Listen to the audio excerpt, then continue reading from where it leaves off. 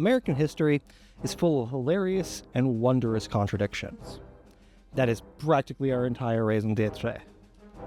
I'm going to try and source as much of the following story as I can, but the problem with sources is they are written by people, and people kind of suck at being honest about history when they're personally involved or at all affected by it. But it is...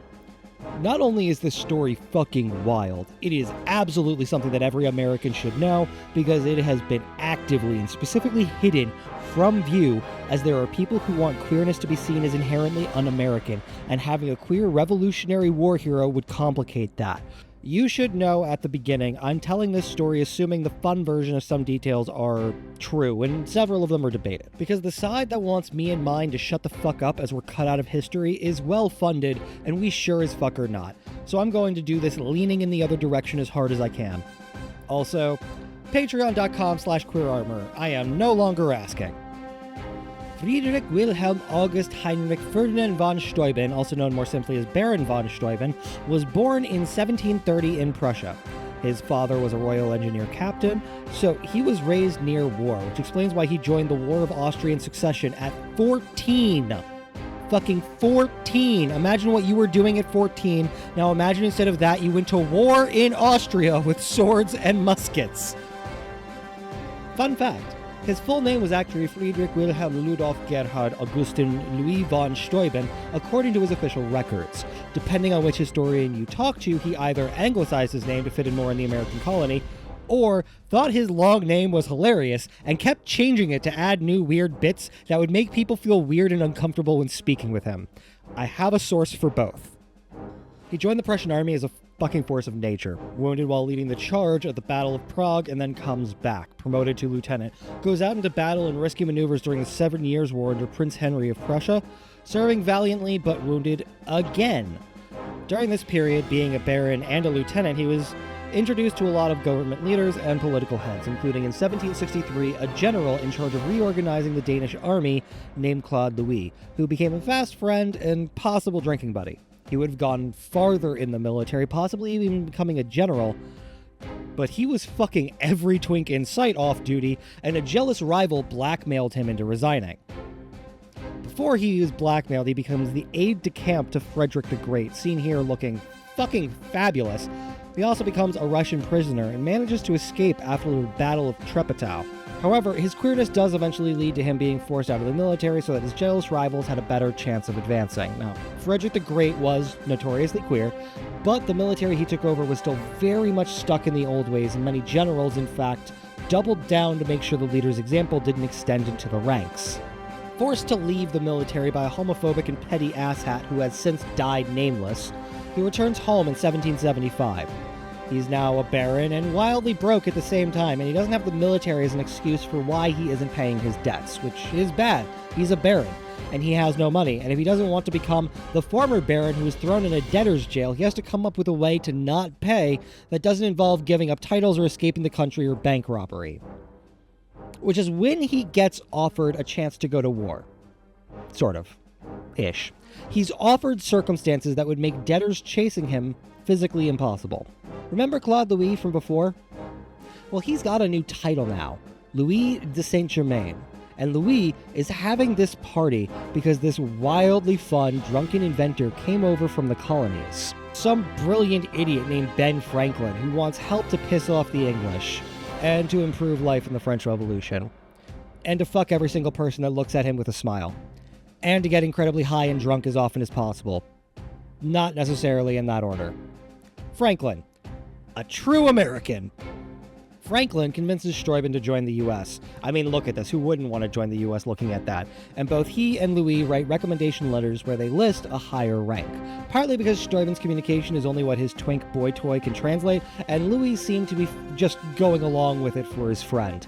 Franklin found out later but stayed quiet about it because Franklin also wanted to pump people up back home, and sending back a prominent general seemed like it would carry more weight than I'm sending back a twink fucking lieutenant who got chased out of Austria over both his debt and his twink fucking tendencies. Steuben also brings along Duponceau, Peter Stephen Duponceau, who he calls his assistant and openly is romantic with in public.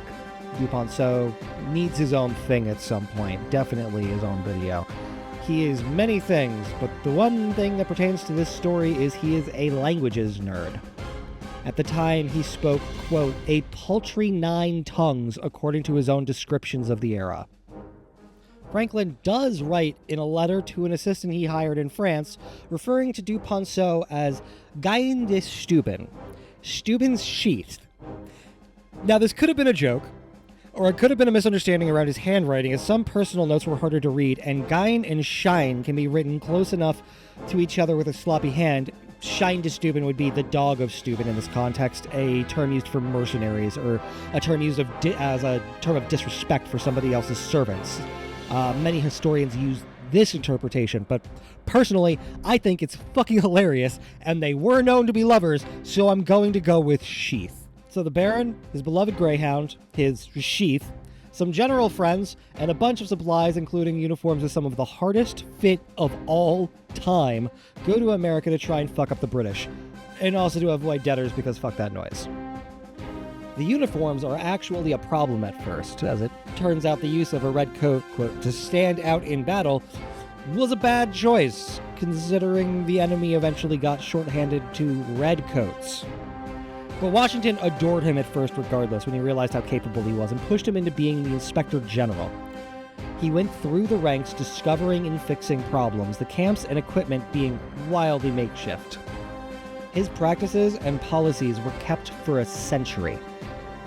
He organized the camps themselves from disorganized party camping to militarized and standardized layouts, adding structure and most importantly changed how food was prepared and where bathrooms were, which likely saved countless men from disease. Given the numbers that were being lost to consumption and salmonella just in the camps themselves before he arrived and how many lived there afterwards, this on its own is something that earns him the U.S. Army owes everything to him, but that's just the start. He created the Honor Guard, soldiers that he drills into military perfection, and those soldiers are sent out to every other unit to distribute the information they had learned. The Honor Guard system ends up meaning a lot of his teaching and tactics are spread and integrated into the U.S. military. He originally wrote all of the drills that were taught in German, and his partner, du Ponceau, would translate them into English alongside Alexander Hamilton. He also created a training regiment that was worked out and perfected before being used with all American troops alongside Nathaniel Greene and Alexander Hamilton. They would stay friends long after the war ended. Together, they wrote a number of documents on the shape of fighting on a battlefield and how units should interact with each other and with themselves, the basis of which would become the School of the Soldier, where their concepts are still used. Before Steuben, the U.S. largely used bayonets as cooking skewers or as a tool. It was rarely used as a weapon, and it wasn't used as a collective action. Steuben had experimented with having men charged with bayonets timed specifically for when the enemy was reloading and moved that tactic to the U.S. I'll say that again. What you think of as the bayonet charge, one of the most iconic military maneuvers of the era, became what people would recognize as a bayonet charge maneuver, thanks to a gay man who came to the U.S. with his lover after being blackmailed over his sexuality. A gay man who was encouraged to keep fucking twinks as long as he kept killing lobsterbacks at the same time. He collected all of the drills into what is now known as the Little Blue Book, regulations for the order and discipline of the troops of the United States. It affected U.S. drills for over a century, was used whole cloth for over a half a century, and is still read by officers who are in officer school in the United States. He was also well known for having big parties with men under his command. Apparently, one of the party games they used to play involved drinking salamanders, cheap whiskey they would light on fire. He was quartered in Virginia for the next years of the war to help guide and aid the supplies. He was a badass in the Battle of Blandford. Oh, this is cool. He helped train a small group to a very high standard for Lafayette to use. They are arguably a very early, depending on what you count as, this is the first version of American Special Forces, as they were meant as shock troops for special attacks, recon, and discretion. It is worth knowing that this is not what the Special Forces community considers the first team, but conceptually, he trained a group for ambushes and discreet attacks. Then that all of that kind of adds up to what we think of as special forces.